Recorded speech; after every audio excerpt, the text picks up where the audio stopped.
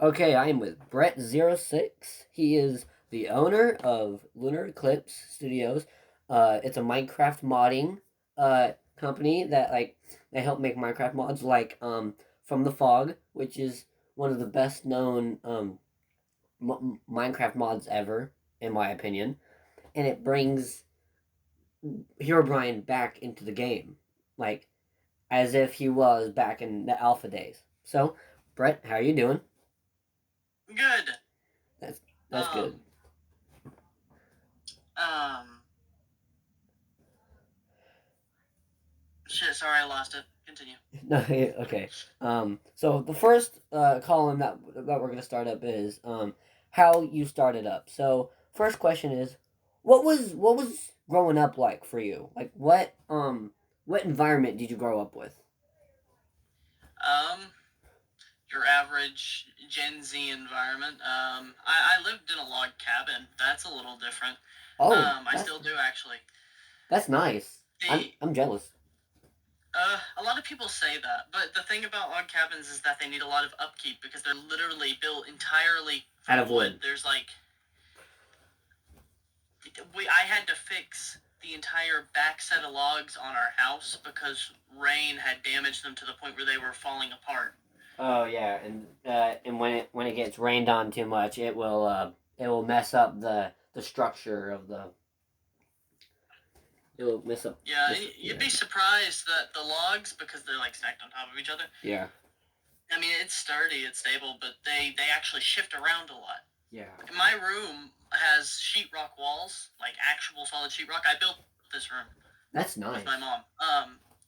It has actual sheetrock walls, but because the walls behind the sheetrock walls are made out of logs, we couldn't fasten the sheetrock straight to the logs. If we did that, then after like a year or two, maybe the sheetrock would start cracking and bending because the logs crack and bend. They like move around. It's kind of weird. Okay. Second question is, what inspired? I'm just going straight into it. Um, what inspired you to wanna make Minecraft mods? Minecraft mods. Um, Minecraft mods. System Z. Hmm. That's For those of you who know who that is. He didn't used to make like Minecraft mods. He knew how to make resource packs. Um, when I first found him, and it was like during 1.14 when that one was coming out, when that update was releasing. And he made a bunch of these like villager concepts, and I had a world called Sunset Village, and I was constantly looking for new ideas to like add into this world because it was a creative world, and I like created lore in the background of the world, and it was just like a big village with like walls around it, and I was like, it's protector, it's upkeep, like I keep everything up to code there and shit. And this was when I was like 11. I found System Z on YouTube, and he had he made these little concept videos where he'd like show village wizards or village kings or something, and they looked really good. They're all very cool. I still think that to this day. And he'd use resource packs to add these different mobs to the game and stuff. He'd just retexture villagers really, and then use them as like a little way of explaining what he was doing.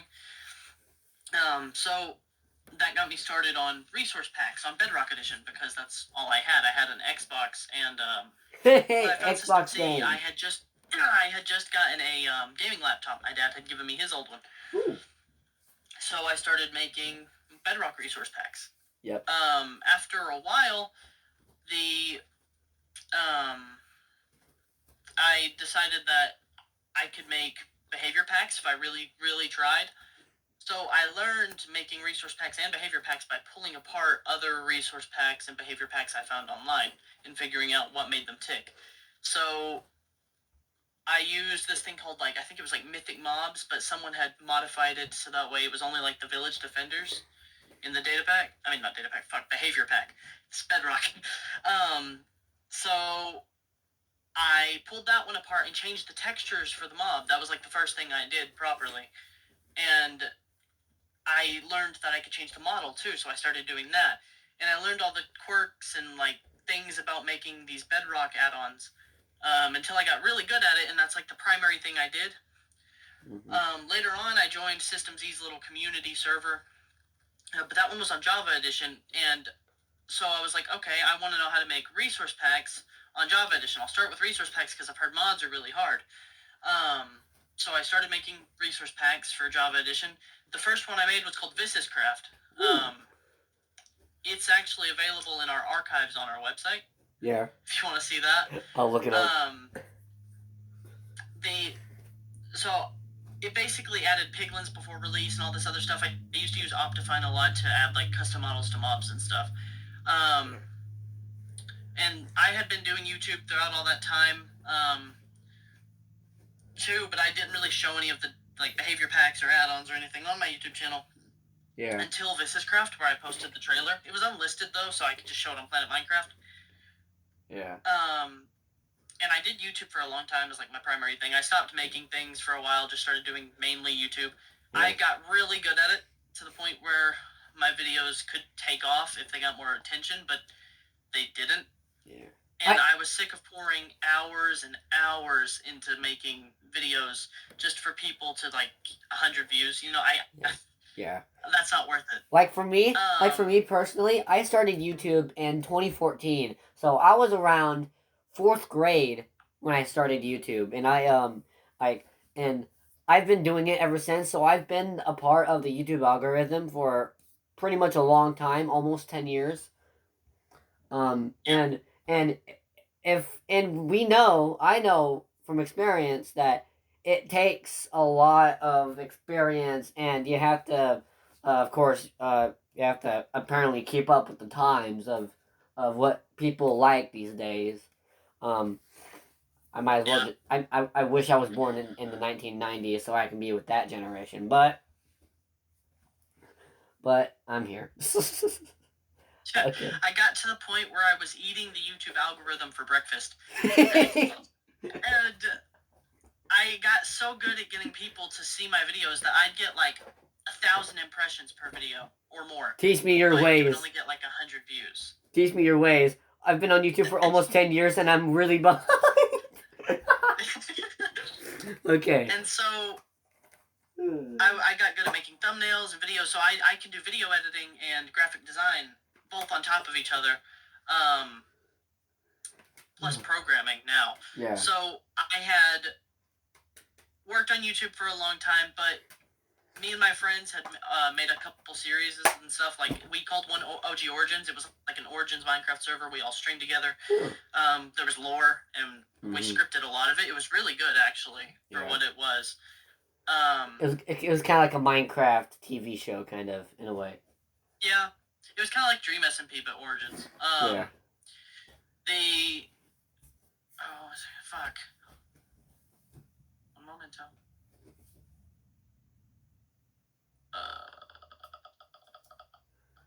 Okay. So then me and my friend Darkos, no, it was Daruda Z. Me and Daruda Z started a Minecraft map called Mystery Manor. This was like my first proper Minecraft map that I had decided to make.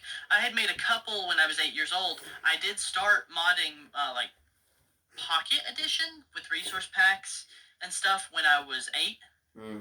I did start when I was 8, but I stopped for a long time after Pocket Edition got updated to like Bedrock with Better Together.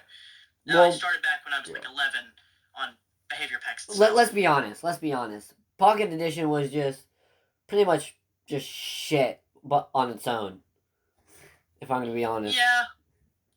It was a little weird, but I did enjoy modding it. The nostalgia's real, folks. Yeah. So we made Mystery Manor together. I posted the trailer. That one got a couple downloads on Planet Minecraft. It didn't do all that grand, but me and my friends thought of it like it was amazing because we'd play it all the time, but we found that it was very addictive because it's a Mystery Manor game. A murder mystery game, and it has we added background tracks and stuff to it using resource packs, and I had used command blocks. This was my first time properly doing something kind of like what I do now. I had used command blocks to build the entire map using little systems and stuff. It was really badly coded, and it had a bunch of bugs in it. Yeah. But after that, we moved on to OG Origins, and I started working on data packs properly, and it was me and Digital programming data packs, check out Digital, by the way. 2Ds, 2Ls, Digital. He's very cool, and he still streams and does YouTube and stuff. Okay. But yeah. what? I'm gonna go to the third question. Oh, okay. That was like 7 minutes on the second question. That's kind of funny. I wasn't done either. Oh well. I'm gonna go to the third question, and then we'll go back into conversation because it kind of continues into it. Okay. What inspired you to? Okay, the original question was if you were involved in any other projects with Lunar Eclipse, but then I found out that you were one of the owners of Lunar Eclipse. So I was like, oh, I'm gonna have to change. I'm gonna have to change a question here. So what inspired you to create Lunar Eclipse Studios? Okay. Right before I had gotten good at making data packs and stuff, and I had made this Minecraft server called OmegaCraft, and it was the season 4 because I had been doing this Minecraft server simultaneously since 2018. But I had stopped every once in a while. The most popular version was season 4. But before season 4, it was season 2. Season 3 was a complete fucking flop. It was the first time we had moved to Java, and I didn't know jack shit about data packs yet, so I was struggling to get things working properly, and I had used a Minecraft realm to host it, and it wasn't fun. Yeah. But so OmegaCraft Season 4 was the biggest Minecraft server I had ever had, and I had a friend, I'm not going to name him because he's still kicking right now. I had a friend that decided to he was one of the moderators because I had been friends with him for 4 years at this point. Mm-hmm. And I trusted him completely with everything, so I gave him up so he could edit things when I wasn't there and whatnot. And I don't remember what all the conflict was, but he started giving away cosmetics for free because we had paid cosmetics and stuff. Yeah, no, that's not a good thing. And he started giving them away for free, and I didn't like it, so I told him that he can't do that because it's the only way we're gonna make money off the server. And he argued with me over it, and I didn't really win the argument, not gonna lie. So I gave it a minute, gave it a while, and I knocked him off of all of the OmegaCraft Google accounts and stuff that we had, all of the YouTube accounts and whatnot, and changed all the passwords, and then I de-opt him on the Minecraft server. Well, that's what he gets. And he didn't like that in the slightest. So then he goes and he crap talks me to the entire community on OmegaCraft, and which wasn't that big. It was 24 people. Yeah. And then all my friends that I had for 4 years in this friend group. And all of them started hating me. And then all of the people from the community thought I was this monster. So OmegaCraft just died. Basically in the span of a day, died. Yeah. Because no one wanted to play it anymore. It was devastating because that had been the biggest Minecraft server I had ever hosted, ever, because there were so many features in OmegaCraft. Yeah. That was where the Demon Eyes came from, that are up for download on our website. That's from OmegaCraft. And we had these really cool animated cosmetics and all this other shit that people really like to play with.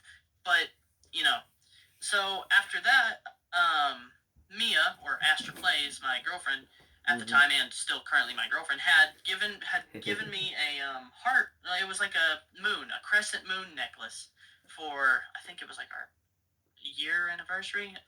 And I took it and I really liked it. And I also liked the color scheme purple because that was OmegaCraft's color scheme. Uh-huh. And it stood out really well. I thought it was awesome. So I was like, okay, well, now I want to start this little studio thing. I told her about my idea to start a studio because I wanted to have a team of people to help me work on things instead of me doing it alone, because that was one of the biggest problems during OmegaCraft.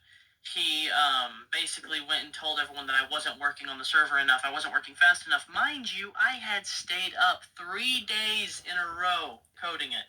You can't say that you haven't spent your entire life on this, because you've been spending days on nights just getting it right. The shit that people say. So, the crescent moon comes from that necklace. That was how I figured out what I wanted it to look like. Then we came up with a name that correlated to it, kind of. We called it Lunar Eclipse Studios. And I used the color palette purple for the design and stuff. Yeah. And that's where Lunar Eclipse originates from. We started off with like 4 people, like 2 artists. I went and I recruited people off Planet Minecraft, just asking them, hey, you want to help me with this studio that you can be in? And I made sure the messages looked professional and like perfect, so that way, you know, it'd feel like a big opportunity. And in reality, we were like 4 people. So I mean, it's a that's start. Lunar Eclipse for you. That's where we started. Okay. What was the process like making From the Fog? Oh. From the Fog was released October, 11th, I think. 2022. I can just tell you. Give me a second. I'll go to our updates page. Damn it. Scroll down to the first release. It was released. No, October 6th, 2022. Huh. I believe it had about 15 features. It wasn't made in October, though. It also wasn't made in August. It was just published that day. Yes, it was made in June. I had coded it in June 2022. And that means that was like, what, 4 months before it got released? And I coded it because I was looking around online for this, for like a Minecraft Herobrine mod, because I got in the mood for like spooky Herobrine nostalgic time, you know what I mean? So I started looking around online for like these realistic Herobrine mods that aren't just like boss fights and all this other nonsense. And to my surprise, there were none. The closest one I could find was this one called White Eyes, I think. But even that was just like sightings, and you had to summon him with a shrine, and then if he spawned in behind you, he was gonna, and you like were looking away from him, he'd run towards you, and like it was a very long process. It was a very long process. Yeah. Just to summon one thing. Yeah. I started working on From the Fog because I figured that it was gonna be a prank pack. It was going to be included as a different namespace inside of our other mod, Moonlit Essentials. And we were going to like put it in, like, wait for 3 people to download the mod, and then we were going to remove it, like, from the fog, from the mod, and then change the download. So that way there'd be like 3 people freaking out thinking Herobrine was real. That's not what happened, though. We ended up working on Mystery Manor, and we were getting really close to the release date of Mystery Manor, but we had to get something else out because we hadn't posted anything in like months. So I was like, okay, let me go to my backlog and check what I've made. And boom, there's From the Fog sitting inside of its little world file that I had never released. It wasn't even named yet. And so I took the data pack, branded it, and just tossed it up on the website. And it got like a bunch of downloads overnight. It wasn't quite like explosive amounts of downloads yet. We had like 400 downloads on it. And that was the highest we had gotten on our entire website. So that's From the Fog, because it was basically just like a last ditch attempt at getting something out before people got bored of us, because we didn't have a very big community. Would you say that From the Fog is your most successful project that you and your team has made? This is the 5th question, by the way. Yes. Yeah, it is. In terms of success, yeah. My favorite, it's probably because I'm still working on it, but it's Starlight Skin API. I'm sorry. It's the first skin API of its kind to do what it does. So. Yeah.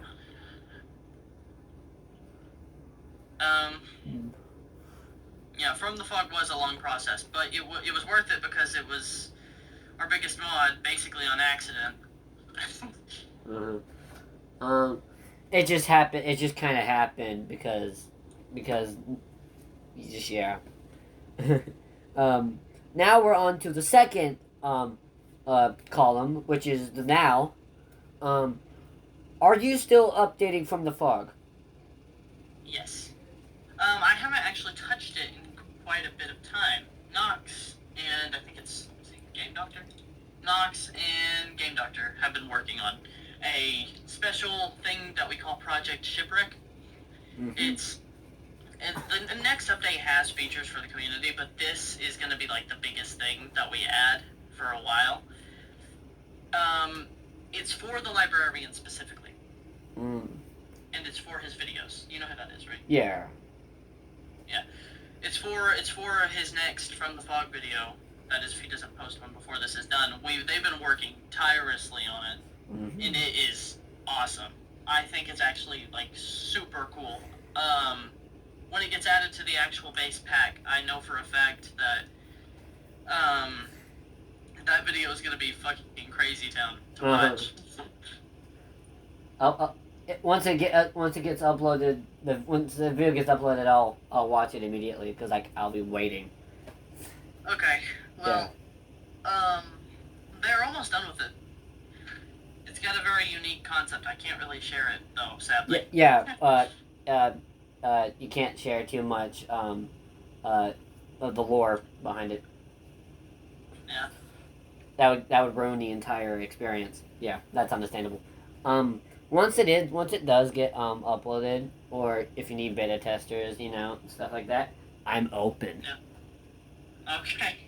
I'm open for any project that you want to test. Okay. Okay, second question. This goes well with what we were just talking about. Are you wanting to make more Minecraft projects? Yes, I actually have a couple in backlog that are paused, but nearly done. That's nice. We had a Halloween map. We're gonna post it this year. We started working on it last year. We didn't work on it again this year. Can't tell. That's not out. It was called Trick or Treat. You'd go up to doors, you'd collect candy. The candy would be traded in for money, and you could buy little cosmetics in the game and stuff using like the in-game currency and stuff. It was gonna be another map, kind of like Mystery Manor. It takes place in the same universe as Mystery Manor. Now, would that be in Bedrock or Java? Java, like always. Okay. We don't do anything for Bedrock. I do know how, and we actually had a From the Fog port for Bedrock being made. But it would always... I had hired someone completely different to make it, and he had been working on it for a while, but he lost motivation, so he didn't finish it. But it was there. There were features added and stuff at Bedrock. Do you ever plan on finishing the Bedrock port on it so everyone can enjoy it? Well, people can enjoy it with Geyser still on Bedrock, but no, because From the Fog has a lot of features. A lot of people don't think it's a very big mod because they're like, oh, a spooky Herobrine mod that makes him appear around you. From the Fog, let me count these really quick and I'll tell you exactly how many features it has. Oh my god. Come on. API Lunar Eclipse Studios is taking forever to load. Why? Okay.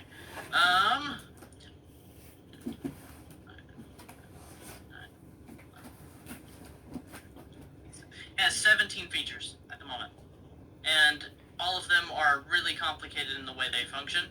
So rewriting them in Bedrock would require a full rewrite of the pack. Yeah, which would take way too much time. That's understandable. A lot of time. Yeah, on having to rewrite some of the code and stuff of it, like the process. The entire thing would have to be rewritten, actually, not just some of it. We could obviously copy like structures over, maybe using. But you'd have to do it in ways that Bedrock can understand it. Yeah, basically. Question 3: what kind of jobs are you working at outside of Lunar Eclipse? Oh Lord. I have one freelance job where I used to fix a lot of floors for people, and I don't mean like the flooring, the thing you see. I'm talking about under that, basically the foundation of the house. I used to fix that a lot. I stopped working on that. I did one again just a little bit ago, but I stopped doing it because it's not easy. It's not fun. Because you have to go up under the house, you have to rip up the boards and everything else. There's a lot of shit that goes into it. Plus, you gotta buy the new wood and cut it. And a bunch of shit. But on that job is basically mowing yards, cleaning houses, fixing flooring, doing basically any literal labor-related task that someone asks me to do. And then I work at a grocery store. Which one, do you know? United Grocery Outlet. Oh! Is what it's called. Oh, that's nice. We'll have like super cheap prices, but the way this grocery store, it's not even a grocery store. They say it's an outlet store. The way it works is significantly different than your average grocery store where there's a place for everything in its place. Grocery outlet, you have to make the place. That is our entire job. We basically design the shelves, redesign them every single fucking day. Yeah. Because that's the only way we can get things on the shelf. And we have to get everything out because we have super cheap prices, but that's because we have close dated stock most of the time. Yeah. Which means you have to get it out like the day or two after it came in, otherwise it's going to expire before we can sell it. So we get a truck every other day. So we have to get it out before the next truck. And you're basically on a time crunch, is that correct? Yeah. Yeah. Question number 4.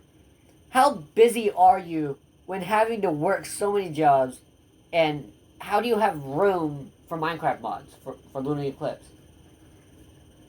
When I get home, well, the freelance job is it's part time. I don't do it full time, otherwise I'd probably lose my fucking mind.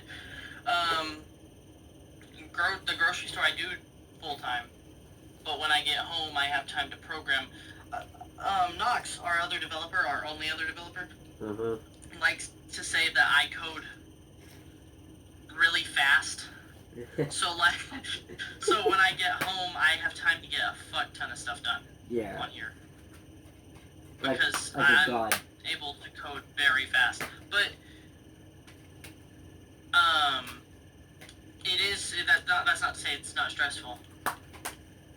Because I've been with Mia or Astra for 2 years, so a lot of commitment there, and then there's 1 job, 2 job, 3 job, and especially with Lunar Eclipse, there's so many people relying on me. And when I first started Lunar Eclipse, when we first got popular because of the librarian, it happened overnight, basically. We had like thousands of people in our Discord overnight, and there was so much going on that my brain wanted to explode because there were so many people like relying on me and depending on me, and that is a hard feeling, a very, very hard feeling.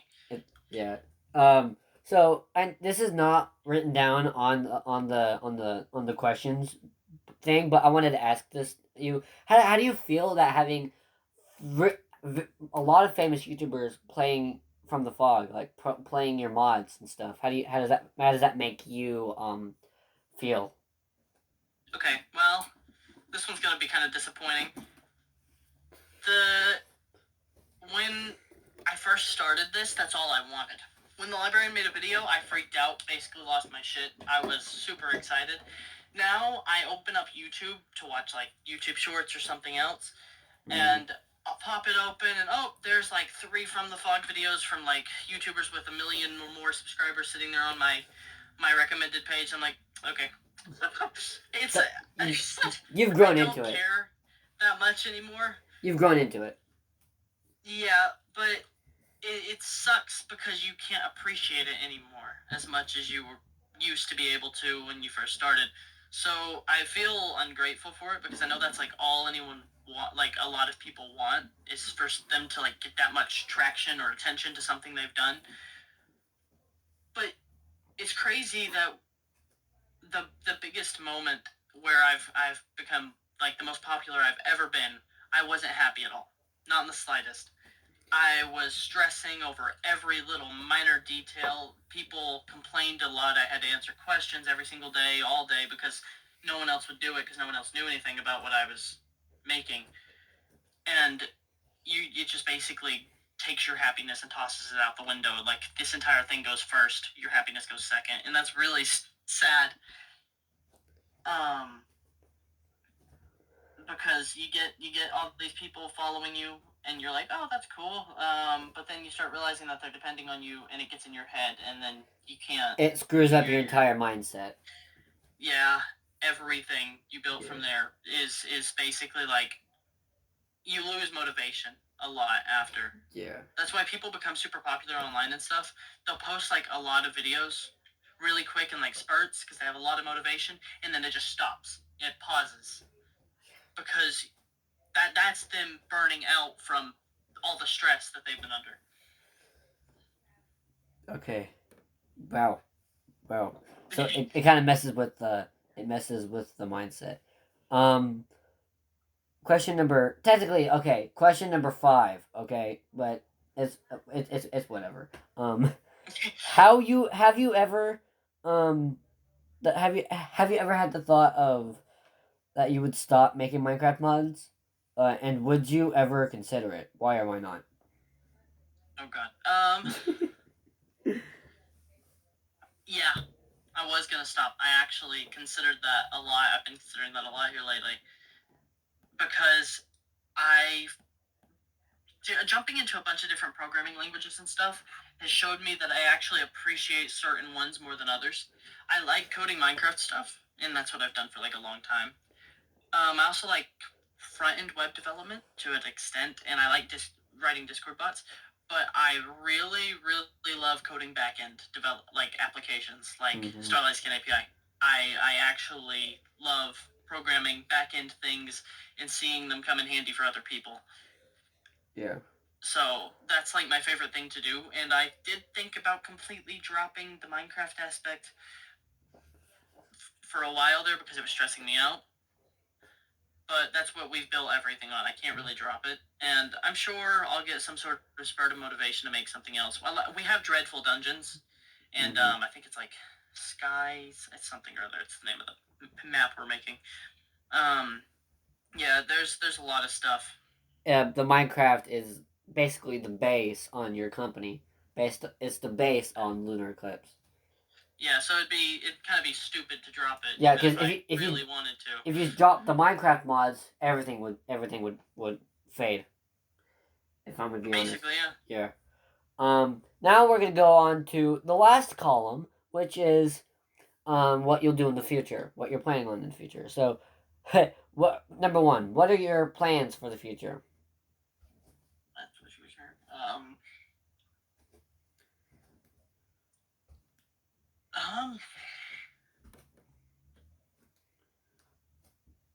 maps. Well, maps they don't get enough traction. Mystery Manor was made. It took 3 months to make the damn thing, and it's got 617 downloads. So either resource packs or data packs, and I wanted to learn mods and plugins too, like actual mods. I know From the Fog has a mod port, but it's just the data pack compiled as a mod. So truthfully, our team doesn't really know much about making data packs mods or plugins. We only really know about data packs and resource packs, which is really all you need to make anything in Minecraft. But when it comes down to it, it's a giant part of what you can do with it. Because we could, if I wanted to switch From the Fog to a complete mod port, our runaway mechanic would be super easy to make. All these other bugs that we have would just be fixed instantly because we wouldn't have to rely on an armor stand animated entity, which, mind you, I animated that manually using numbers. Oh, yeah. Oh my god. So that would help if we learn mods and plugins. So we should probably, I want to start on that, but then I also want to continue working on Starlight and other API projects because I like pulling developers to the Discord server. I like that we can get that traffic too, because when you're a developer and that's like your primary thing that you're interested in, no one understands you when you talk about it. Not a single fucking person. Yeah. Like if when I talk to Mia or my mom or literally anyone about the types of things I'm doing, they're like, "Speak English, please."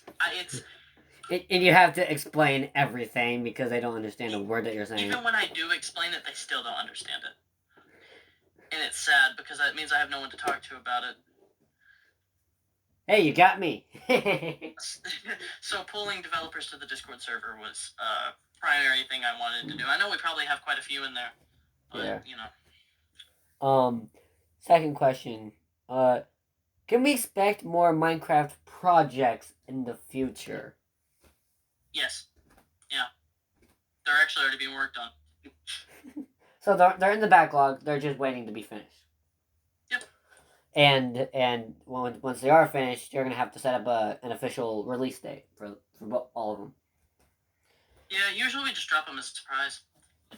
It's usually like Because like then people are like, whoa. it was like where does this come from? It was like boom, like boom, new thing, play it.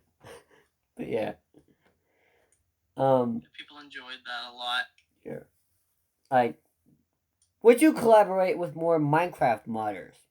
Like Minecraft creators, Minecraft players, like people who are open to help with Minecraft mods.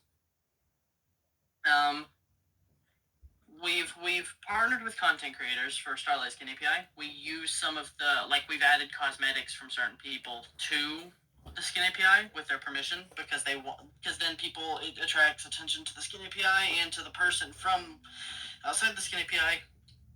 For example, Ferret Wolf is one of them. He's friends with Narfi and System Z. Tidium, One True Space, and I believe, let me see here, Qton was one. Qton, however you say his name. Yeah, and Akiyoshi. Akiyoshi makes a bunch of From the Fog videos. Comical Bonzo. They all step in, but I refuse to collaborate with another studio, other than Prism Studios, of course, when making mods or data packs, because okay, fun, really bad. I don't know if it's a stereotype about developers is that they are rude because they have a god complex and think that they know everything on the planet. Yeah. Well, it's true. I can't be around other developers all that often, which I know contradicts what I just said a minute ago, me trying to get more to the Discord. But I actually can't work with other developers because you'll talk to them and they'll be like, "You idiot, why'd you do it this way? It should be done this way." And it's like a millisecond difference the other way, and it's, if it's not done their way specifically, you get judged. Yeah, but you're the main creator of the thing, but and so that kind of that brings a lot of shit towards you, even though that you're the creator of the mod and you want it to be done a specific way, but they have their own way of wanting to do it, so it's yeah. Yeah, and the more people you add, the more complicated it gets. Yes. You have to plan more, and then that slows down development, but it speeds it up when it's in progress. It's weird. It's like a slow down, speed up type of progress solution. It's really weird. That's why I don't do it that often. We've only got 2 developers, and I'm happy with it because I can communicate with Nox just fine.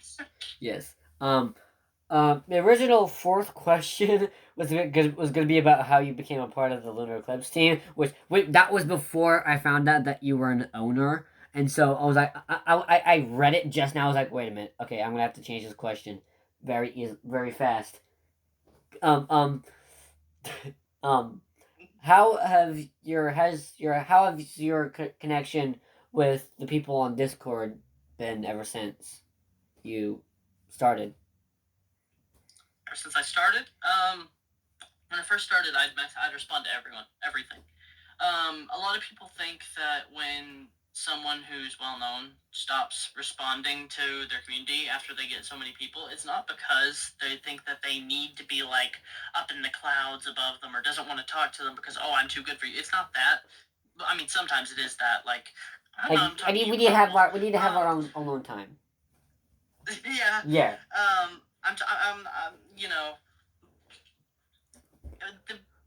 When you obtain a bunch of people, it's impossible to talk to all of them. Yeah. That's a given.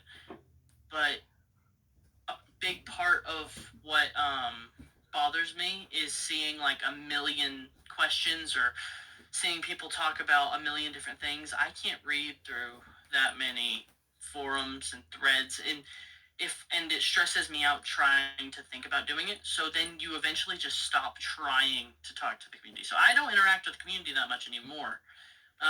Even though that was like one of the main things I wanted to do. I was like, oh, I don't want to be like one of these other content creators who don't interact. I want to interact, but that's really hard. It is really fucking hard. Yeah. So I don't do that often. We have community manager and all the space rangers that do it. Mia really likes interacting with them, like the people from the Minecraft server specifically, and a couple streamers that stream it. But what's her Discord username if she's even on the Discord server? It's Angelic Astra right now. Her username is Astra Plays, and yeah, she's same role as me on there. I'm actively looking for the Discord server. It's like, wait a minute. Okay, I found it. She's offline. You're probably not gonna see her at the top. I know. I was looking for the Discord server. I was like, wait a minute, and I saw you had the Christmas box thing. It was like, oh, it's still that picture. Okay. Okay. The last question. How has being a part of Lunar Eclipse changed your life? Which this is the last question, by the way. Okay. It's nice having people that will actually use the stuff I make, which was all I ever wanted. Ever. Because my entire point in starting Lunar Eclipse or working on mods wasn't for like the fame or anything. It was because I wanted people to have stuff that they could play with. The original idea was just to make people happy. That's why we still don't make people pay for our stuff. So the idea is to make people happy. So that part, makes me happy, I guess. But the bad part is that there's a lot of people that join that are trolls. We have quite a few targets on our back too. Now that we've gotten a bigger audience. Yeah. And the absolute worst part is probably feeling like I'm being too harsh on certain people when I'm talking to them or telling them off for things. But when you deal with like a fuck ton of people per day, you start having little patience for stupidity and you just don't give into it anymore. So like when I see someone that looks like they're being stupid, even if they're not, my brain goes, shut the fuck up, quit being a the hell is that? My guitar. Oh, okay. So it's a lot of negative, but a lot of positive. It's a two-way split, and there's never going to be nothing but positive with certain things. Yeah. There's always going to be problems, but yeah, and there's always going to have people pissing you off, but it also it gets you feeling like you're a shit person. Yeah. When you have to tell someone off for something, and that doesn't help. That's probably why a bunch of people that are like bigger on the internet get so ill with people, because it starts with doing it once to someone that's being a complete idiot, right? You're like, oh, I don't want to do that again. I didn't like that. I didn't like being mean to them. Maybe I should apologize. So they go back and apologize. But now they feel like they've completely messed up someone's day. And then that turns into more anger and more aggression. And then it just keeps going and spiraling until eventually you have this YouTuber or streamer or developer or whatever that acts like a complete asshole. Yeah. All the time. Quick question right now. Quick question. Well, that's the end of the questions, but of the main questions at least. What is M Creator? Like, is that like a Minecraft creator kind of thing? Like a Minecraft? It lets you make Minecraft mods using like code blocks. If you don't know how to code, it's very useful. It helps you kind of. It's kind of like it's kind of like the Visual Studio Code for Minecraft and stuff, right? It's just easier. It's just a way to make mods for people who don't know how to make mods. A lot of the Cave Dweller ripoffs that you find are made in MC Creator. Okay. So why? I don't know. I was looking through the people who are online and stuff. I saw that Callagee she was on M Creator. Oh really? Yeah, she's on M Creator right now. But yeah. That's the end of the questions, and that's the end of basically the end of the interview. And it's been 44 minutes. It's been 44 minutes. So I have a lot to say. Yes. It's a very long story. It's a good story. A lot of ups and downs. Yeah, and it's a good story, and it's good because my podcast episodes need to be at least less than an hour. So Yeah, if you want to read more, I posted a little Meet Bret06 tab on my Bret06.net website, and it actually includes a very summarized 3-paragraph story on it at the bottom of the page. If you want to go there and read that at any point, just plug the Lunar Eclipse socials and stuff. Just go ahead, just plug your company. Lunar Eclipse socials. Let's see. I gotta fucking check them because I actually don't know some by heart. There's a lot of them. Give me a minute. The Lunar Eclipse Studios Planet Minecraft page is always there. Then we got our website, which is like the primary place. I recommend checking that out for sure. LunarEclipse.studio. The Discord is discord.lunareclipse.studio, which is a given. Lunar Eclipse Studios Official is the Instagram. I think we have a TikTok. I don't know why the hell I don't know that, but the YouTube channel is also a good place to look at little trailers in case you want to see those. If you want to see my stuff, my personal little projects, Bret06.net is great for that. But yeah, I think that's about all you need to know. Lunar Eclipse Studio redirects you to everything. So. All right, thank you. And thank you for those who are listening to the podcast episode. This is TravTube Talks, episode 2. Thank you all for listening, and I hope you all have a good day. Bye-bye. Bye, people.